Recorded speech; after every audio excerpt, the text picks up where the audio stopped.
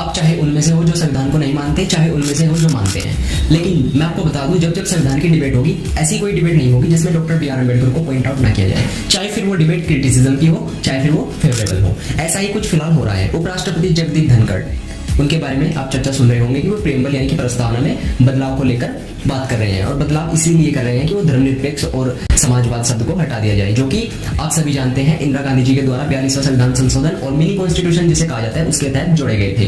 अब आपको मैं ये बता देना चाहता हूँ, पहले इन न्यूज चैनल वालों का ओपिनियन देखिए। धर्मनिरपेक्षता हमारी संस्कृति का मूल नहीं है, ये शिवराज सिंह चौहान कह रहे हैं। धर्मनिरपेक्षता शब्द हटाने पर जरूर विचार होना चाहिए।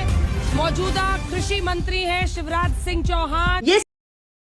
देख लिया, इनकी बातों से लगता नहीं है न्यूज चैनल निष्पक्ष है, और आप सभी जानते होंगे बड़े गद्दार हैं, भारत को गुमराह करते हैं। चलिए यहाँ तक बात सीमित नहीं है। अब मैं आपको बता देना चाहता हूँ धनखड़ साहब क्या कह रहे हैं। उन्होंने कहा कि संविधान की जो प्रस्तावना है वो किसी संविधान की आत्मा होती है।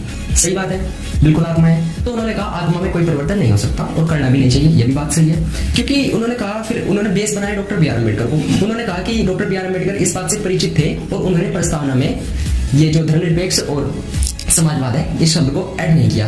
अम्बेडकर जी से ऊंची सोच रखते हैं, ये जगदीप धनखड़ जी आर्गुमेंट कर रहे हैं, और इसी को बेस बना करके वो धर्मनिरपेक्षता शब्द से धर्मनिरपेक्षता को हटाना चाहते हैं या फिर उसका विरोध कर रहे हैं। अब समस्या ये है कि उस दौर में जो भी point of view doctor B R Ambedkar ji का रहा होगा, आई डोंट नो, क्योंकि उनके लेवल का सोचना हमारे लिए बहुत कठिन बात है। अब मैं आपको इतना बता देना चाहता हूँ, अगर धर्मनिरपेक्ष शब्द हट गया या फिर धर्मनिरपेक्ष ना रहा इंडिया, तो आपको क्या लगता है क्या होगा?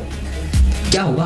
किसी एकल धर्म का संप्रभुत्व होगा, और ये आप क्लियर नहीं कर सकते कि वो धर्म हिंदू होगा या फिर मुस्लिम होगा है, या धर्मनिरपेक्षता भारत से हटती है। तो इसका मतलब ये है कि वो ये डिसाइड करेगा कि कोई एक धर्म राष्ट्र का धर्म होगा, और वो कौन होगा ये आप या मैं डिसाइड नहीं कर सकते। और धर्म का होना या ना होना जनसंख्या पर भी निर्भर नहीं करता, ये आप ईरान और इजराइल में देख सकते हैं।